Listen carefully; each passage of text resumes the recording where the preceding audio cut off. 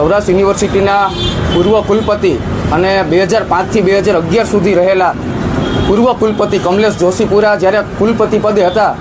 ત્યારે રાજ્ય સરકારના ઉચ્ચતર શિક્ષણ વિભાગે જે નાણાકીય ઓડિટ પહેલામાં જે 10 કરોડથી વધુ ખર્ચનો જે ગેરવહીવટ સામે આવ્યો છે એ ખૂબ જ શિક્ષણ જગત માટે શરમજનક અને ક્યાંક ને ક્યાંક ઘણા બધા સવાલો પેદા કરનારો છે। પોતાને કાયદાના નિષ્ણાંત અને વહીવટના નિષ્ણાંત ગણાતા એવા પ્રબુદ્ધજી કમલેશ જોશીપુરા જ્યારે સત્તાના નશામાં હતા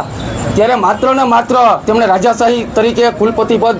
પોતે ભોગવ્યું છે અને તેના આક્ષેપ અમે નહીં, પરંતુ આ આક્ષેપની રાજ્ય સરકારના ઓડિટ રિપોર્ટમાં 10 કરોડથી વધુનો જો ગેરવહીવટ સાબિત થયો છે એ ક્યાંક ને ક્યાંક ઘણા બધા સવાલો પેદા કરે છે। આ ગેરવહીવટની અંદર જ્યારે કમલેશ જોશીપુરા કુલપતિ હતા ત્યારે બિન શૈક્ષણિક સ્ટાફની જે ઇન્ટરવ્યૂ વગરની સીધી ભરતી કરી હતી તેના 4.21 કરોડનો ખર્ચ રાજ્ય સરકારે ગેરમાન્ય ગણ્યો છે। તેમજ જે બાંધકામનો અલગ અલગ ખર્ચ 4.46 કરોડ જેટલો ખર્ચ એ ગેરમાન્ય ગણ્યો છે। ડ્રગ્સ ભવનની અંદર 67 લાખથી વધુનું ઇન્ટિરિયર એ પણ ગેરમાન્ય ગણવામાં આવ્યું છે। આવી રીતના 90 લાખ રૂપિયા કોન્ટ્રાક્ટર પાસેથી વસૂલવાના હતા। તેમજ જે ઘોડાનો તબેલો કર્યો હતો તેના 60 લાખ રૂપિયા આવા અનેક વહીવટો ટોટલ 10 લાખથી વધુની રકમમાં કમલેશ જોશીપુરા સૌરાષ્ટ્ર યુનિવર્સિટીના પૂર્વ કુલપતિ અને 2005થી 2011 સુધી રહેલા પૂર્વ કુલપતિ કમલેશ જોશીપુરા જ્યારે કુલપતિ પદે હતા ત્યારે રાજ્ય સરકારના ઉચ્ચતર